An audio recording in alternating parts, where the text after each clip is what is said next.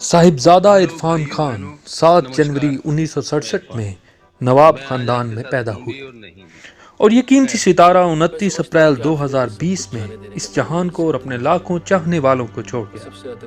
عرفان خان ہندوستان کی film industry کے ایک مایہ ناز اداکار تھے جنہوں نے نہ صرف ہندوستانی سینما میں اپنا نام پیدا کیا بلکہ برٹش اور امریکن فلموں میں بھی اداکاری کے جوہر دکھائے۔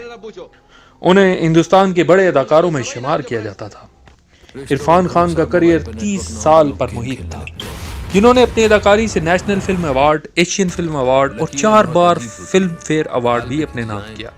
انہیں ہندوستان کے چوتھے بڑے سویلین ایوارڈ پدما شری سے بھی نوازا گیا۔ عرفان خان نے فلمی سفر کا آغاز 1988 میں بننے والی فلم سلام بمبئی سے کیا، جس کے پیچھے ان کی کڑی محنت تھی۔ اس کے بعد 2001 میں برٹش فلم دی واریر میں انہوں نے کام کیا، جس کے بعد انہیں 2003 میں بننے والے ڈرامہ حاصل اور 2004 میں بننے والے ڈرامہ مقبول میں ایز اے سٹار حصہ لیا۔ 2006 میں دی نمسکے اور 2007 میں بننے والی فلم لائف ان میٹرو اور 2011 میں بننے والی پریم سنگھ تیمور نے انہیں مقبولیت کی بلندیوں تک پہنچا دیا۔ اس کے بعد انہیں national Filmfare award for the best actor سے بھی نوازا گیا۔ اس کے بعد 2013 میں بننے والی فلم لنچ باکس اور 2015 میں پیکو اور فلم تلوار میں انہیں سٹارنگ رولز ملے۔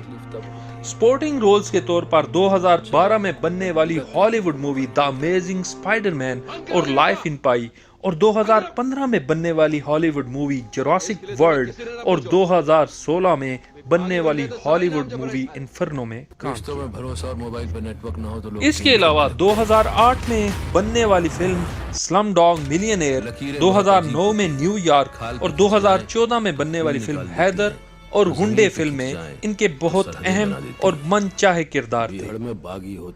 اپنے منفرد انداز گفتگو سے اور سٹائل سے وہ اپنا ایک منفرد مقام رکھتے تھے۔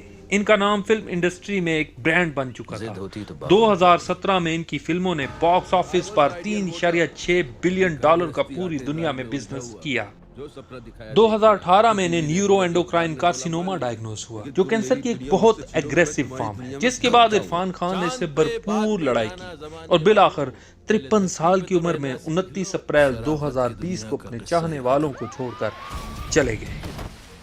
پیٹر بریڈشاہ دی گارڈین میں ان کے بارے میں لکھتے ہیں کہ وہ ہندی اور انگریزی زبان کی فلموں میں ایک منفرد اور کرشماتی شخصیت کے مالک تھے، جن کی کڑی محنت نے جنوبی ایشیا اور ہالی ووڈ سینما میں ایک پل کا کام کیا۔